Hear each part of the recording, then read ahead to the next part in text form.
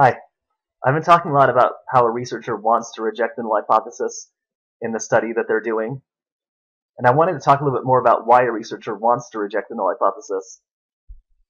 One reason is because it's often more interesting to show evidence that a null hypothesis is wrong than to try to show evidence that a null hypothesis is true. So often, people will be more interested in your research if you're showing evidence that the null hypothesis is wrong than if you're showing evidence that the null is true.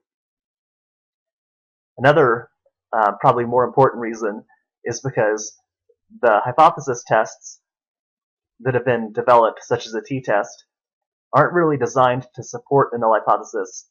They're not really designed to show evidence that a null is true, but they are designed to show evidence, or they're designed to show how much evidence there is that the null is false.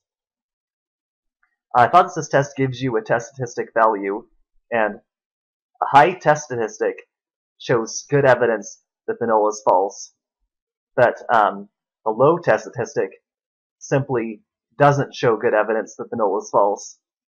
But a low test statistic doesn't really show evidence that the null is true. A low test statistic, which is below the critical value, basically doesn't show good evidence for the null being true or the null being false. A low test statistic basically doesn't really show good evidence for either possibility, but a high test statistic shows good evidence that the null is false. So since the tests aren't really designed to support a null hypothesis, you can't really run it. You can't really run a study and do a hypothesis test and hope to show evidence that the null is true, because the test isn't designed to support the null hypothesis. But you can run a test and hope to show evidence that the null is false. And I hope this explanation makes sense. Once again, if you have any questions, feel free to ask me.